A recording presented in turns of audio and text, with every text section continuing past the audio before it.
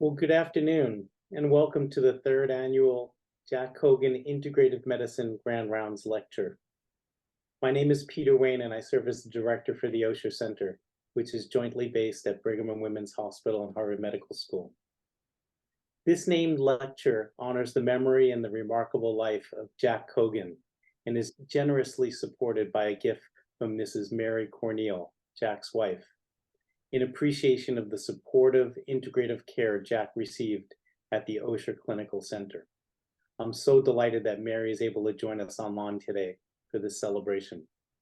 Jack Cogan lived a long and remarkable and highly accomplished professional life, which included being a former chairman and managing partner at a prestigious law firm, while also helping run a very successful investment company. He was also very socially active and served on the boards of many civic and charitable organizations in the Boston area and well beyond. Yet despite his remarkably busy life, Jack always understood the importance of exercise in maintaining a healthy body and mind, which is most evident in his lifelong passion for running, which spans back to his membership on his high school cross-country team. I had the privilege of meeting Jack a few years before his 90th birthday and introduced him to Tai Chi to support his balance and his ability to continue to run despite challenges he was facing associated with advanced Parkinson's disease in this later phase of his life. Right from our first session, I was deeply touched by Jack's warmth and social grace, his enthusiasm for life, and his humble and often childlike zeal for improving his balance and mobility. I left our sessions feeling like I learned much more from Jack than he did from me. And I know firsthand that all of our other Osher Center therapists that had the privilege of working with Jack had similar experiences. Arthur Medor, for example, our neuromuscular massage and movement-based therapist, shared that I think Jack's positive outlook, along with his love for Mary, helped him thrive despite the challenges of his Parkinson's disease. I believe this zeal for life and happiness and Jack's commitment to being both psychologically and physically fit is at the heart of the topic of our special talk today with Professor Robert Waldinger. But before introducing our guest speaker, I have a few practical announcements. So first, with respect to today's lecture, if you're requesting CMEs for today's lecture, please be on the lookout for a note in the chat room. That's going to give you detailed instructions. And also, as you listen to Dr. Waldinger's presentation, we encourage you to write questions for him in the Q&A feature. I'll be collating these and present them to him during the discussion following our lecture today. So now it's my sincere pleasure and honor to introduce Dr. Waldinger. Dr. Waldinger is clinical professor of psychiatry at Harvard Medical School, director of the Center for Psychodynamic Therapy and Research at Mass General Hospital, and director of the Harvard Study of Adult Development. He is a Harvard scholar through and through, having earned his bachelor's degree from Harvard College and his MD from Harvard Medical School. In addition to leading multiple landmark research studies, some of which we'll hear today, Dr. Waldinger's diverse professional activities include practicing psychiatry and psychoanalysis, teaching Harvard Medical students and psychiatry residents, and serving on the faculty of the Boston Psychoanalytic Institute. He is also a Zen master or Roshi and teaches meditation both in the US and internationally. Dr. Waldinger has written 4 books, including the New York Times bestseller, The Good Life.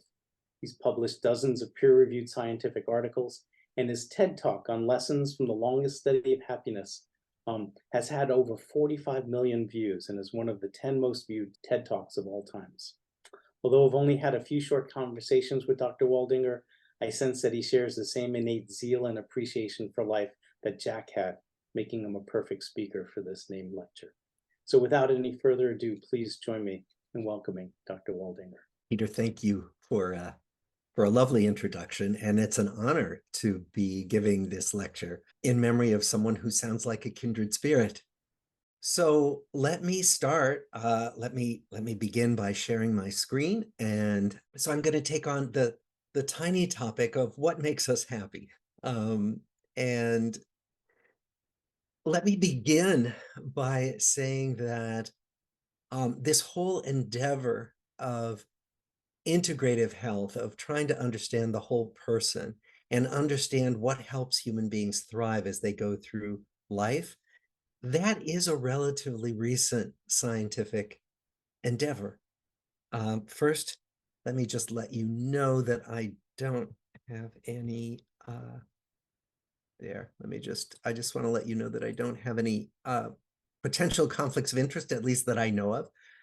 But now back to my theme.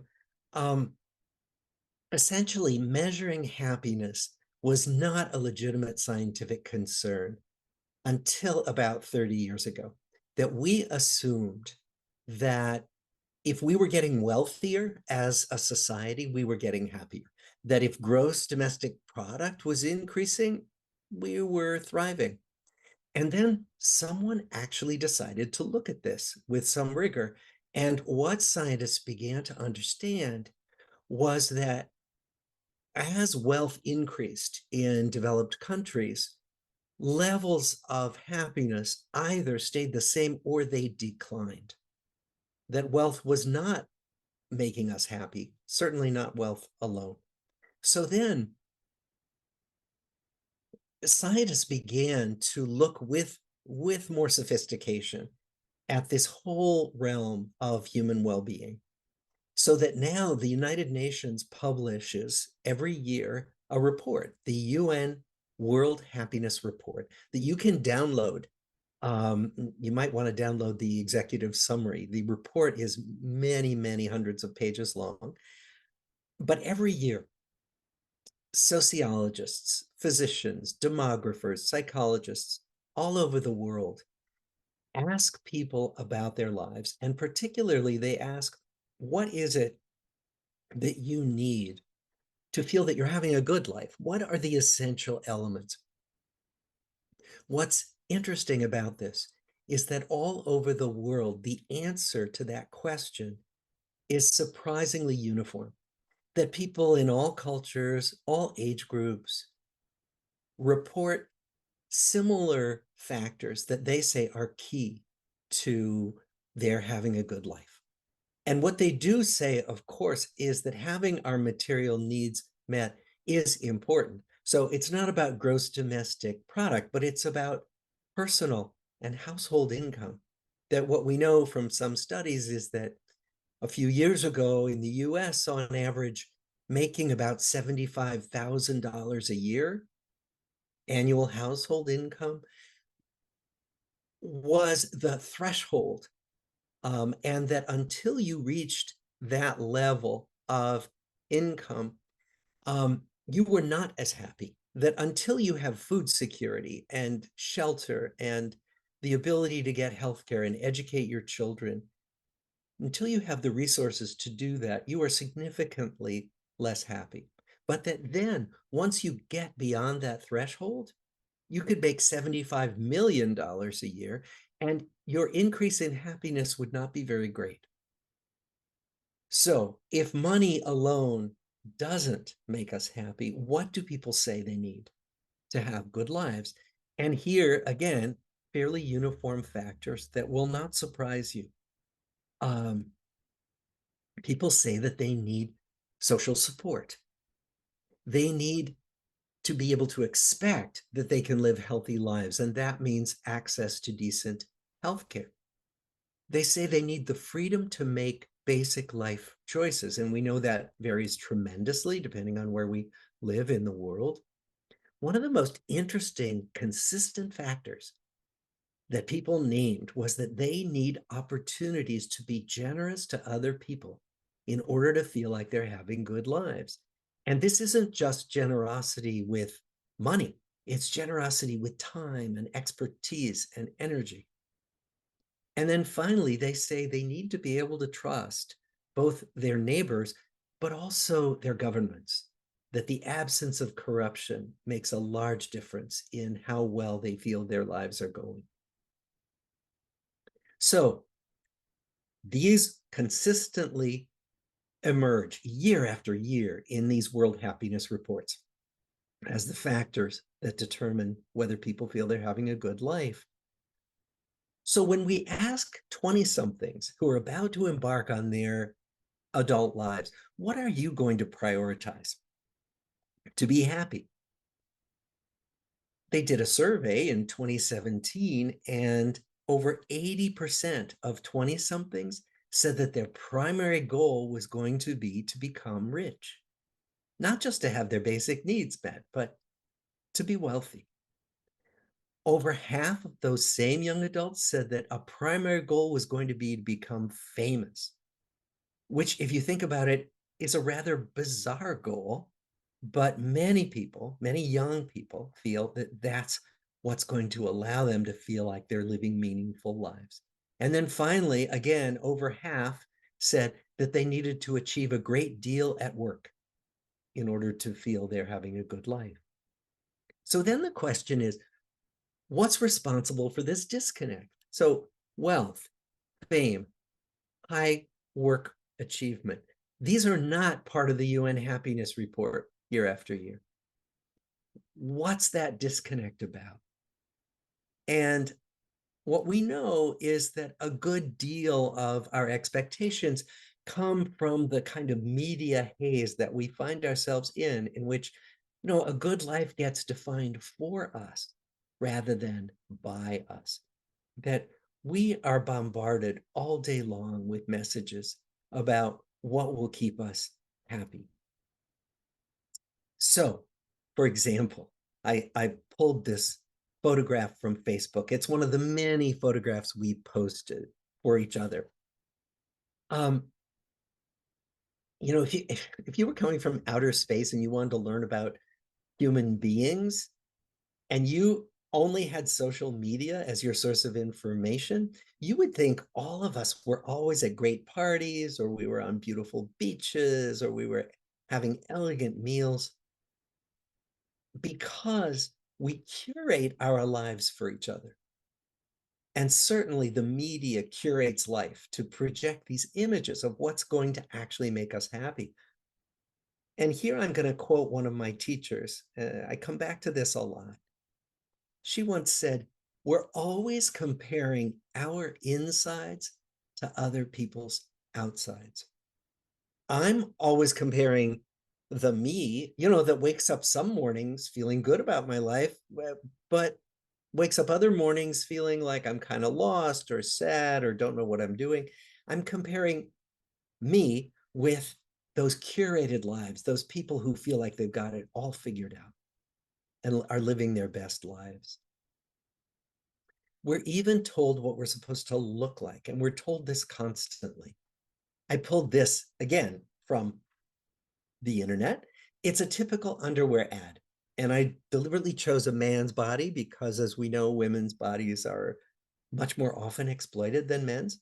But this is the picture of what a man is supposed to look like. When was the last time that the ad agencies showed us an ad like this? How do we ever end up understanding what life is really like for most people and what we're like as human beings? So as you can tell, I'm making the case for why we would spend 85 years studying the same people as they go through their entire lives. Most of the study of human development is done by asking people to remember the past. And that's a perfectly good way to do this kind of work. But we know that memory is full of holes.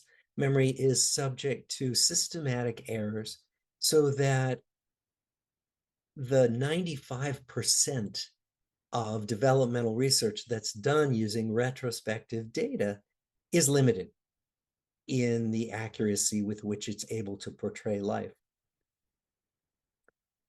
Another shortcut, if we don't want to do longitudinal research, is to do a kind of snapshot approach to research.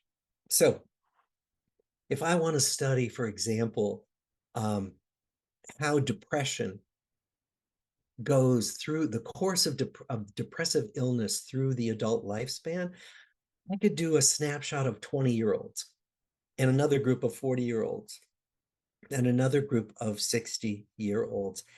And from that, it would be tempting, and many researchers do, it would be tempting to say, okay, I know what the trajectory of depression is across the lifespan. But that actually can result in systematic errors. That taking that snapshot approach can prompt us to make assumptions about the course of a condition or the course of life that are unfounded. The best way to explain this is through a quip from a senator. So some of you remember there was a senator from the state of Florida named Claude Pepper, and he once quipped about his the population he represented. He said, "When I look at South Florida, I would have to believe that you are born Cuban and you die Jewish." That what he was doing was making that assumption that, well, what I see right now tells me about the progression of life, because there were lots of young people who of Cuban descent and lots of older Jewish people who had migrated to Florida. Okay, so that's my segue to why I have spent much of my adult life as the fourth director of the longest study of the same people that has ever been done. So the Harvard Study of Adult Development began in 1938, and it actually began as two studies that didn't know about each other. They were both started at Harvard University. One was started at Harvard Student Health Service, and it was started with a group of Harvard College sophomores, 19-year-olds, chosen by their deans as fine, upstanding young men. And this was meant to be a study of normal development from adolescence into young adulthood. And now, of course, we chuckle and we say, well, sure, if you want to study normal development, you study all white men from Harvard. No. But at that time, they thought that this was a way to get a window on normal development. In addition, at Harvard Law School, Sheldon Gluck, who was a law professor, and Eleanor Gluck, his wife, who was a social worker, were interested in juvenile delinquency, but they were particularly interested in why some children born into very difficult circumstances were able to stay on good developmental paths. So they chose a group of boys from Boston's poorest neighborhoods, but also their most disadvantaged and troubled families. These were families known on average to 5 social service agencies in the city of Boston in 1938. And the question was, how did these boys manage to stay out of trouble? What were the factors that would predict good lives in the face of disadvantage? So 724 young men altogether from the Harvard and inner city groups. And then gradually we brought in spouses. We brought in the second generation, all the children, more than half of whom are female. What we don't have is any people of color in the study, and that is one of our greatest limitations. The reason for that is that in 1938, the city of Boston was 97.4% white. And the waves of migration of people of color didn't come to Boston until after World War II. So if you begin in 1938 and you want to follow the same families forward, this is who you study. Now, over half were immigrant families, many from the Middle East as well as Eastern Europe, not just Western Europe. So when these young men came into the study, we did physical examinations, we did lengthy psychiatric interviews, and then workers went to their homes and talked to their parents, talked to their grandparents when the grandparents were there, made elaborate notes about what the disciplinary style was in the home and what the curtains looked like on the walls and what was being served for dinner. And then all these young men grew up and went into all different walks of life. The Harvard men were of an age to be eligible to serve in World War II, so virtually all of them went to war. The inner city men were 9 years younger on average, so they were not eligible for World War II service. But then all came home and became doctors and factory workers and lawyers. John F. Kennedy was one of the Harvard men. We discovered recently that the Boston Strangler was one of the inner city men. But most of our people were not famous, they were not infamous, they were just leading their lives.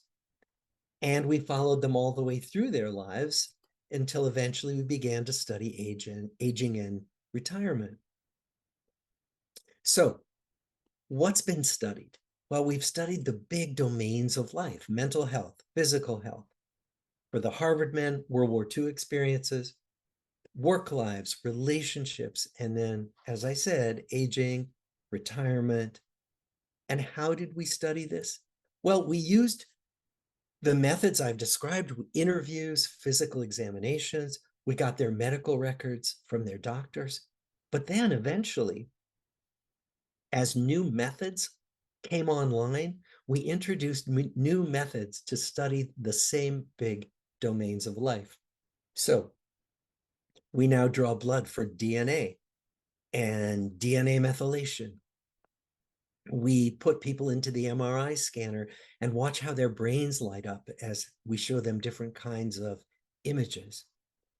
We bring them into our laboratory and deliberately stress them out in order to see how they recover from stress. All of this in an effort to get different windows on human well-being. So what have we learned? Well, we've published hundreds of papers.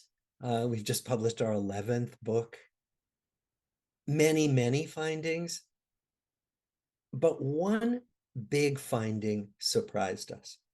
In addition to the expectable finding about taking care of your health and that predicting well-being and longevity, the finding that surprised us that we didn't at first believe was that the people who were the healthiest as they aged and the people who lived the longest were the people who were more connected to others, literally who saw more people in a given day, in a given week, and the people who had warmer relationships with others. We didn't believe this because it stood to reason that we would be happier if we had happier relationships. That wasn't the surprise. But how could better relationships, warmer relationships, predict that you would be less likely to develop coronary artery disease as you got older, that you would be less likely to get type 2 diabetes or arthritis? And then other research groups began to find the same things. We began to understand that this was a very replicable finding and that it was a scientific fact that we could rely on. And then we began to try to understand exactly how this worked. So one of the things we've come to know, and many other studies have found this, is that loneliness, which is the opposite of good social connections, loneliness is as powerful as, in some estimates, smoking half a pack of cigarettes a day, having untreated high blood pressure, being obese. The other thing we know is that intimacy keeps us alive longer. In many surveys, married men live on average between 7 and 17 years longer than unmarried men. Married women, 5 to 12 years longer. Now, it's not about the marriage license. It's about living with someone in an intimate relationship. The other thing we've determined is that people who have broader social networks and more social activities as they get older have later onset of cognitive decline and slower rates of cognitive decline. So this is protective of the brain, not just the body.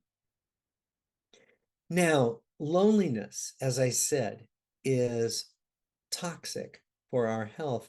Loneliness is that subjective experience of being less connected to other people than we want to be, which is how, you can be lonely in a crowd, you can be lonely in a marriage, you can be perfectly content alone on a mountaintop. But as I'm sure you have heard, loneliness is epidemic now, particularly in the developed world.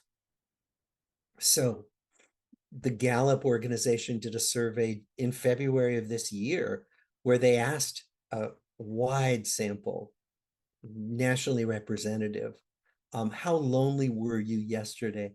And 17% of adults said that they were lonely a lot of the day yesterday. 44 million people. The loneliest groups in our population are actually adults under the age of 30. The rate of loneliness among under 30 is 30%.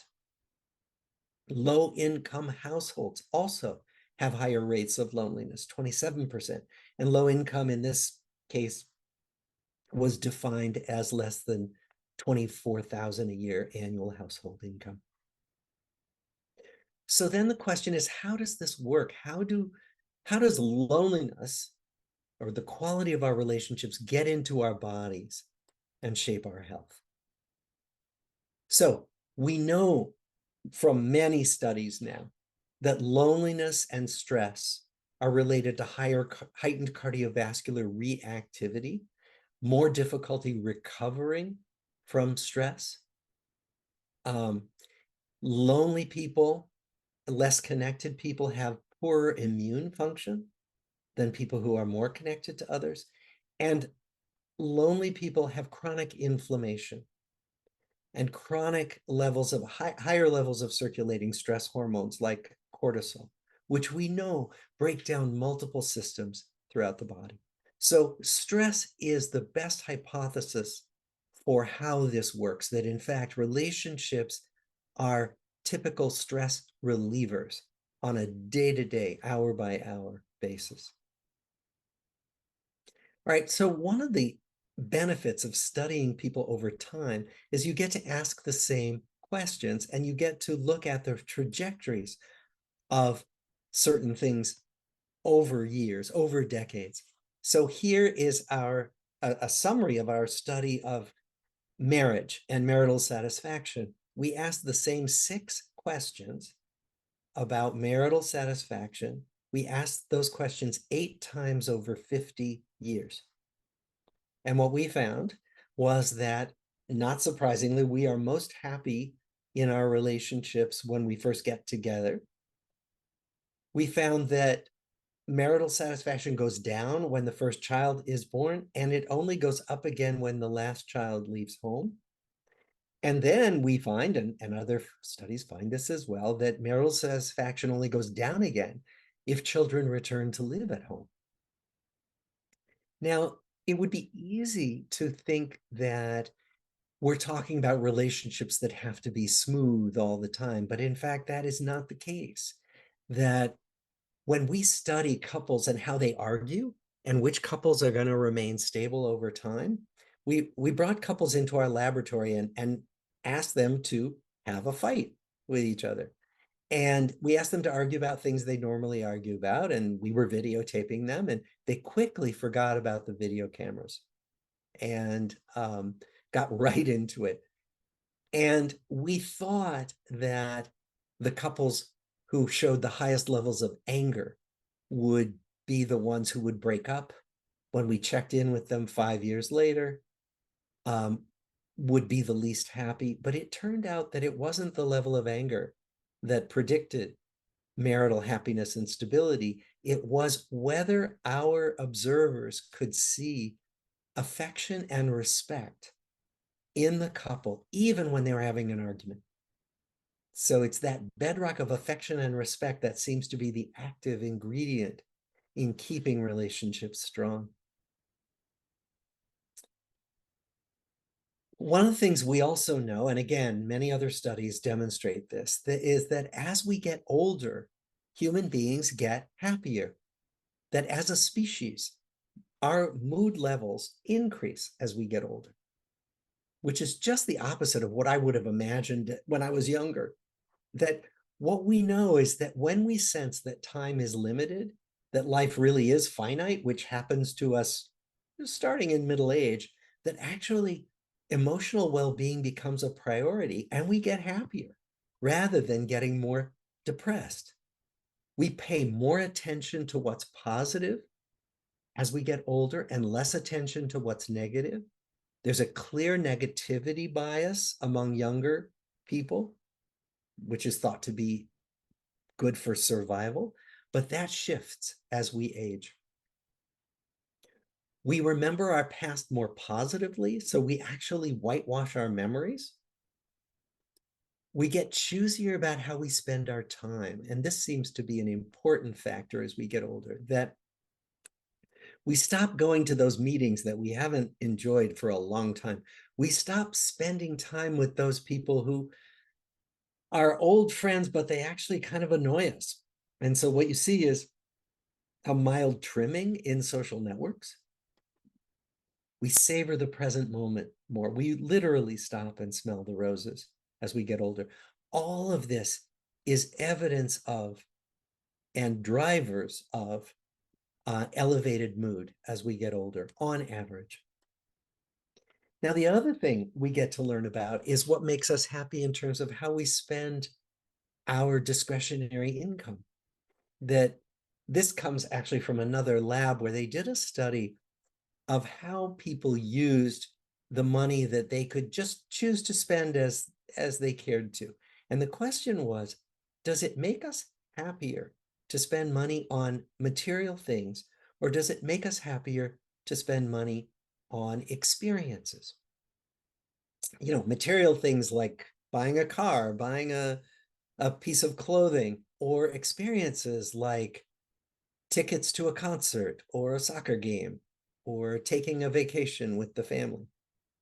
And as you might imagine, the best things in life turn out not to be things. That in fact, when we spend money on experiences, it makes us happier and we stay happier for longer than when we spend money on material things.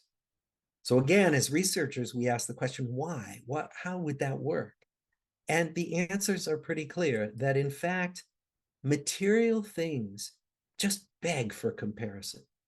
So, if I buy a new flat screen TV like the one behind me and I bring it home and I'm all excited about it, I go to my neighbor's house and see that, well, she's got a bigger flat screen TV.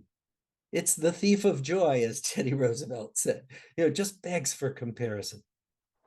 The other thing is that experiences tend to bring us more either into contact with new people. This was from a vacation of ours a couple of years ago, or we do these experiences with people we already know, and they often create new memories and deepen relationships.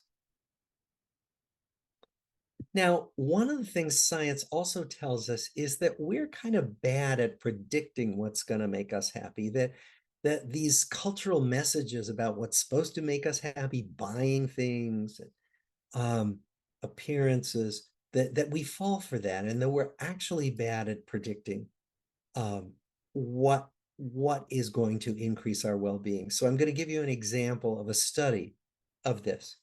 So there was a study of commuters in the city of Chicago. And as you know, they have a very well-developed rail system. And the study basically divided people into two random groups. And one group was assigned to do their commute the way they normally did, being on their phones, reading the paper, whatever they did.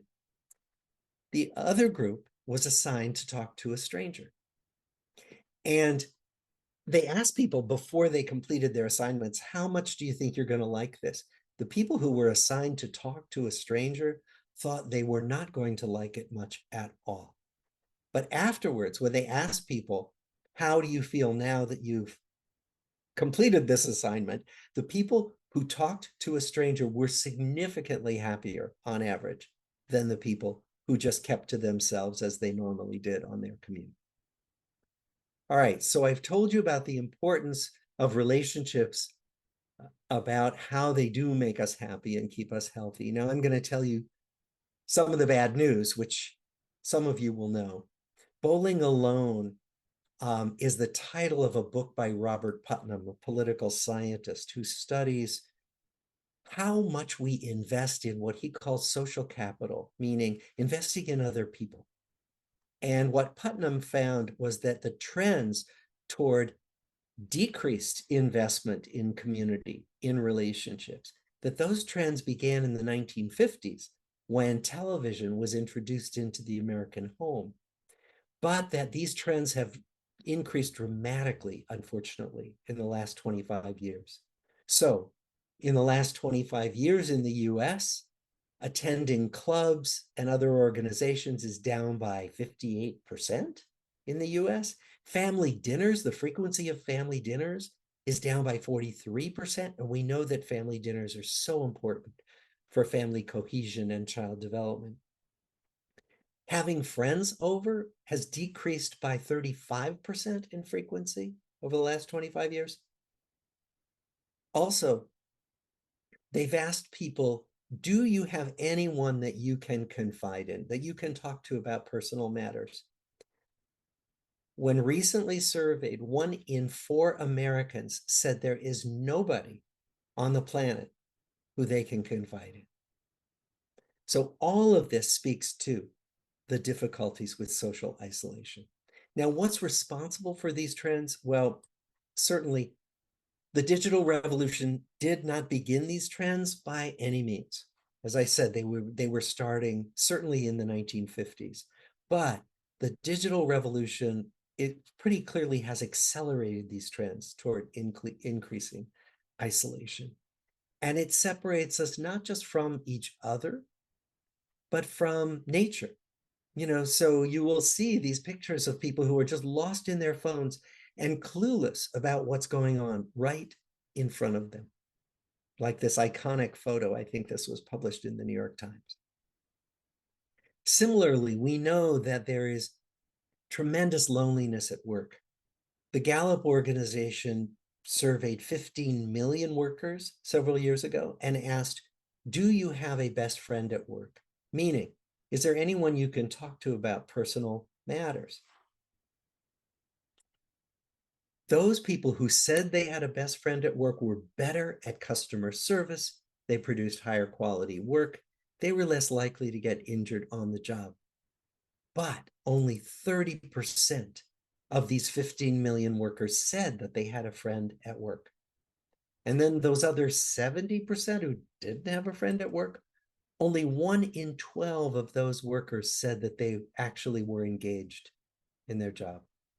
Now, this survey was done at all levels of organizations, and they found that half of CEOs report feeling lonely at work.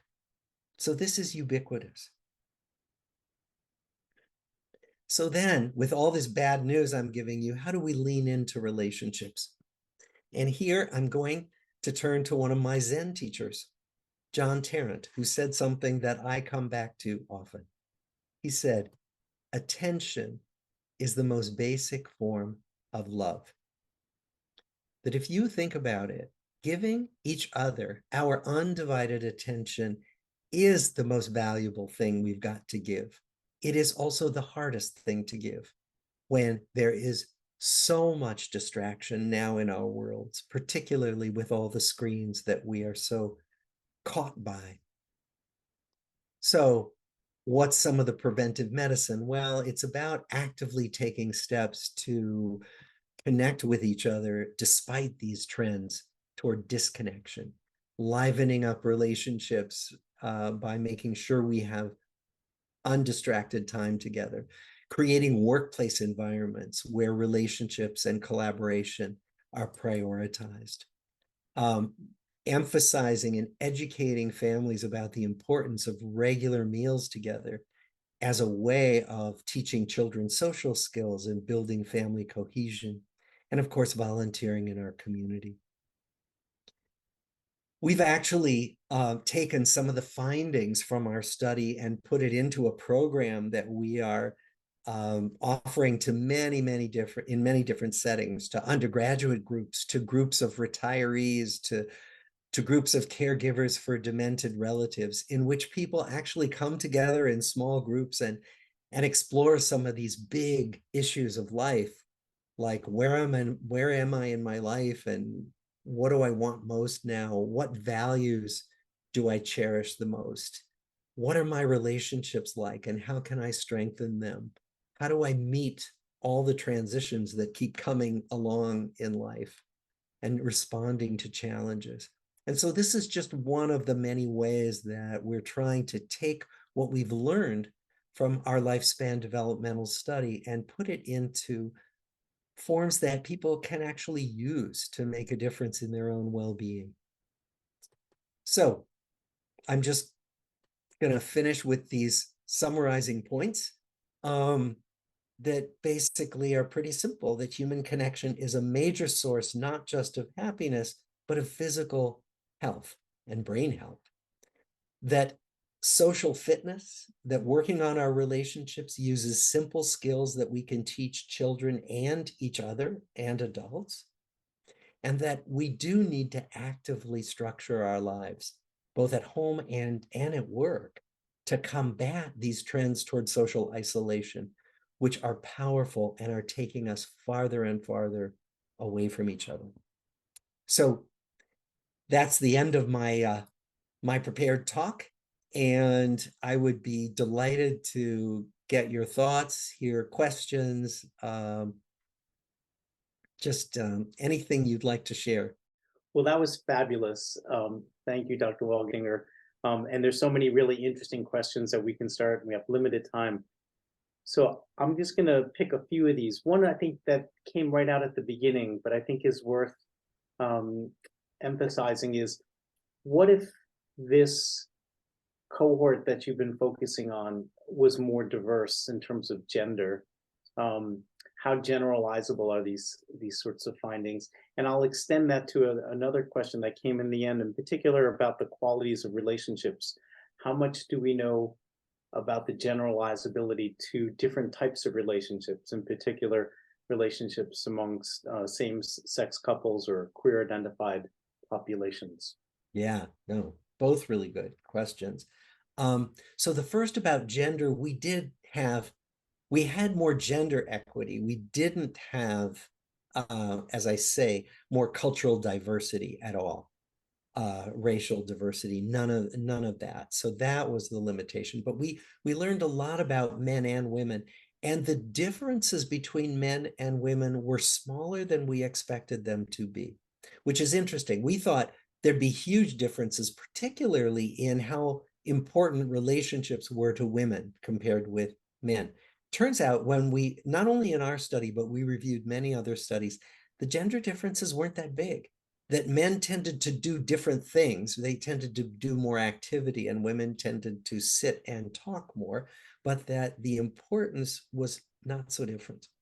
And then to that question about, LGBTQ communities, how relevant are these?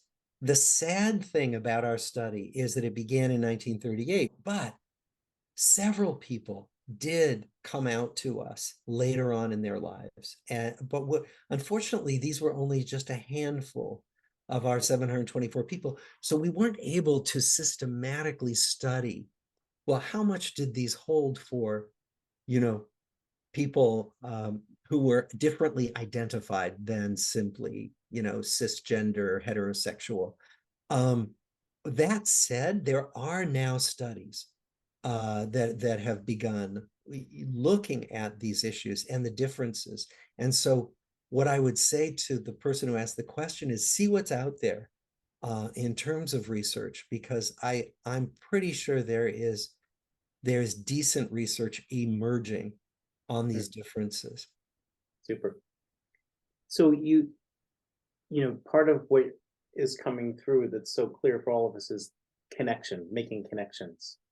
But you even said it at the end that it's not so much the quantity of the connections, but with trimming, you sort of lean into the quality.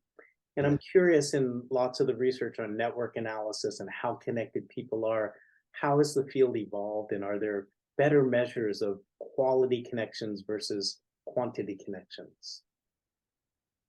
There are. And, you're mentioning network analysis is important, that we've really come to understand that our networks play a huge role in determining how we feel about life, how we behave. We've learned, Nick Christakis's work has taught us that obesity is contagious. Yeah. Not literally contagious, but that our behaviors are contagious because they set norms when we have certain groups of friends. So, I think that what we try to do here is present findings that there's evidence for in other studies, in other groups. The only finding that is really limited to the United States that I presented is that finding about marriage, where when kids leave home, marital satisfaction goes up again.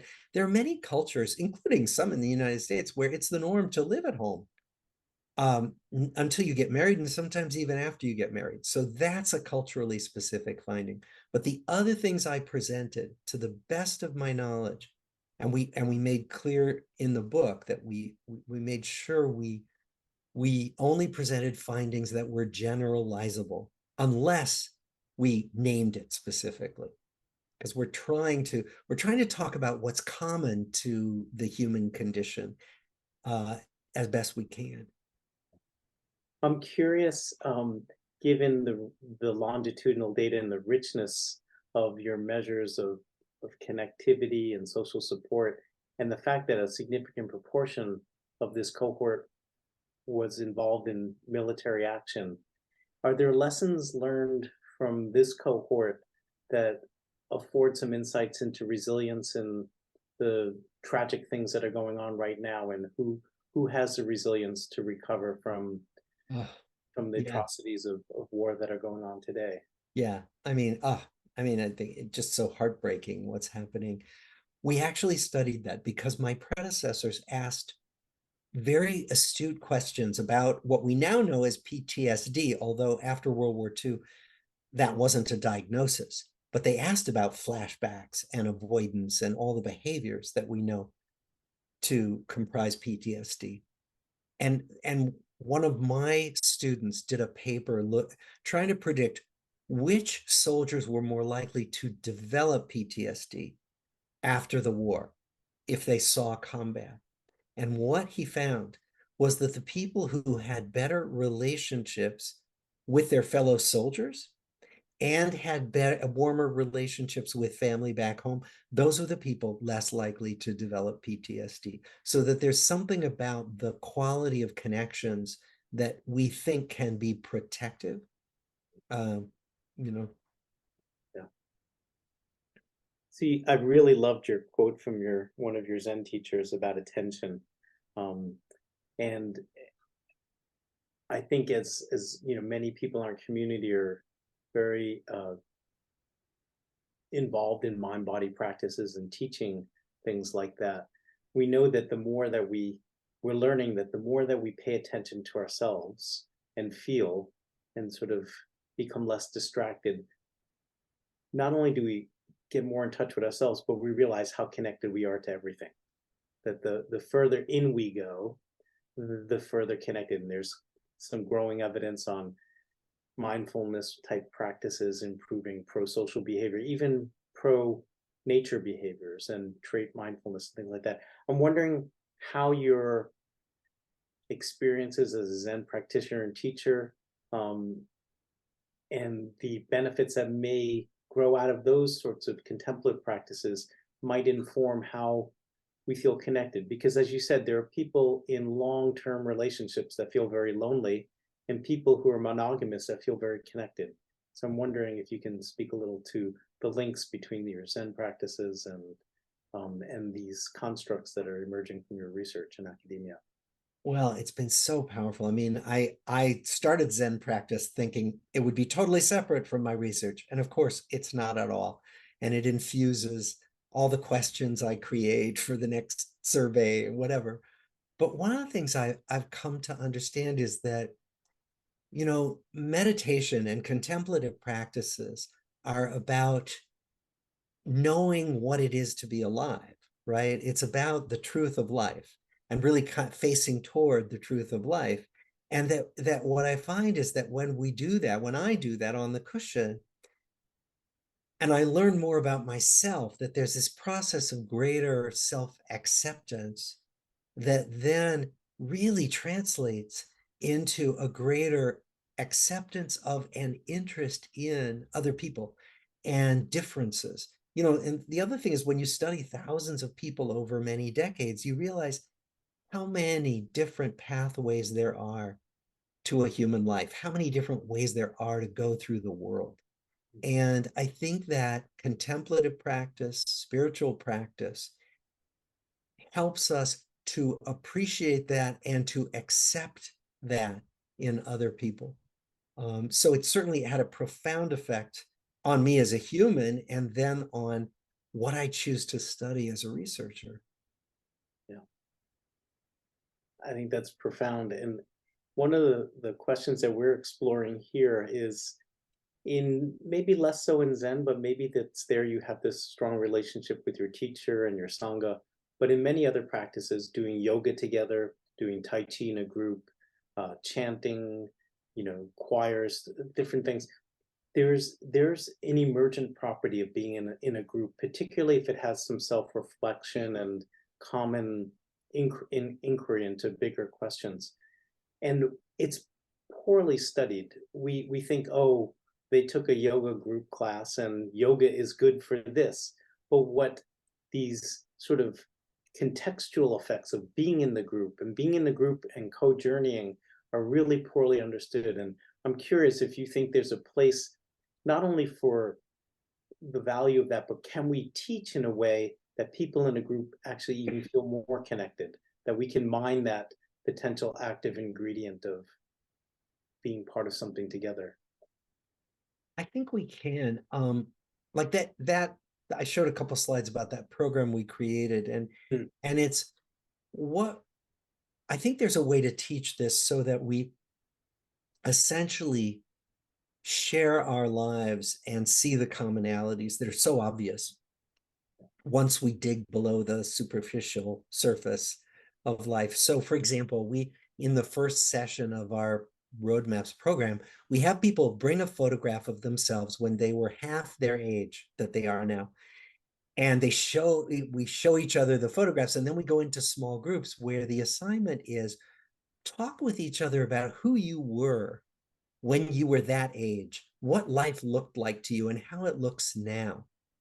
And what we see is that people are just entranced by this exercise because they talk to each other about what it was like. Maybe it was being a teenager or being a young adult, and how different life seems now, and how much we all have in common in the experience of traversing this path of life from birth to death. And I think that it is possible in small groups we don't have to teach it. We can just show it by getting ourselves to share with each other what our experiences are.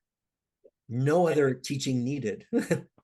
And I think that that is infusing into the principles of group medical visits and all sorts of places that healthcare providers are involved in this, and even in social prescribing that's happening. I think that's Absolutely. really infiltrating. Absolutely. Well, we can go on for a long time. I wish we had another half hour or an hour to just continue, because I'm so enjoying this, and I know that there's so many other questions. But I want to end this part of our presentation by thanking you again for all of your important work and the way you present it and share it, and just who you are and who you're not. So we're all very grateful for that, and thank you for taking the time for this. Well, this was a pleasure. Thank you for having me.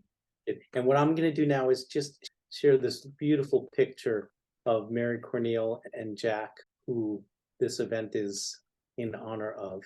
And you can just see the life in this picture and their love and connection there. And I wanted to just leave this up while I say a few outgoing remarks.